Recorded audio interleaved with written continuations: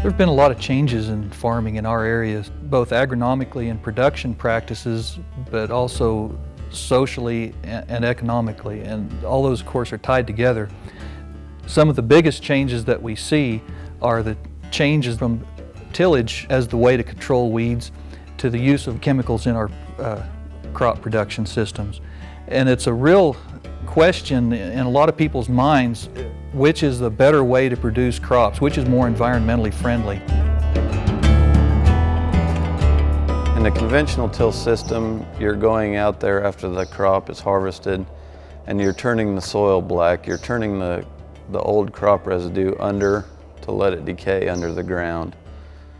No-till is basically just the opposite of conventional till. After a crop is harvested, you leave that stubble out there, and then we'll come in the next spring and we'll plant right into that old crop residue. It allows us to, keep maybe even 3 to 4 tillage passes out of the field. So we're not running our tractors for that. We're able to stay out of the fields. And over the winter, we're able to conserve all the moisture from snowfall and any rains that we get and hold it in our soils.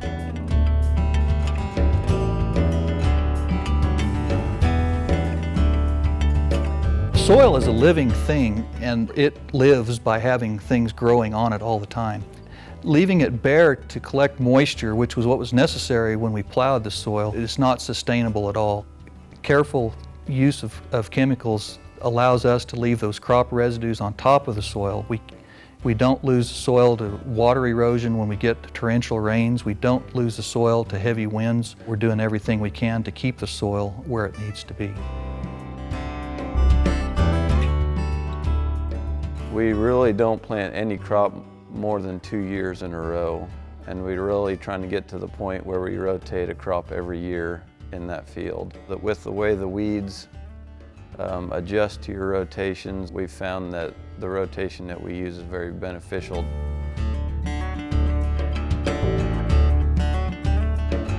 A lot of times we'll get a weed control carryover from one crop to the next, so in many cases our wheat needs no herbicide or very little.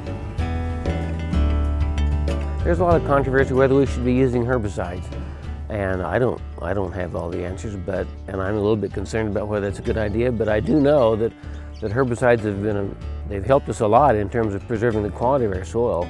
The less we work and the less we turn it, the more organic matter we're able to preserve. I can see a difference in my lifetime in the number of earthworms, for example, we see living in our soils. I mean, growing up, I didn't know earthworms could live in the farm ground.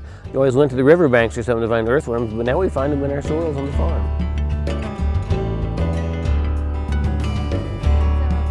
Beautiful large head varieties are one of the characteristics Hatcher has this year. Seems to be pretty tolerant to stripe rust, and so that's very interesting.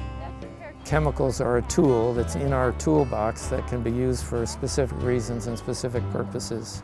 I think that our production systems work a lot better when we stay in touch with our natural systems as well. To be a sustainable farm, you have to be economically sustainable. You have to make a profit or you can't operate the next year. But looking further down the road, you have to be sustainable in how you operate your farm. You have to keep the soil healthy, or you won't be able to grow crops. If we don't take care of our land, it won't take care of us. The health of our land is fundamentally important to the survival of our farms.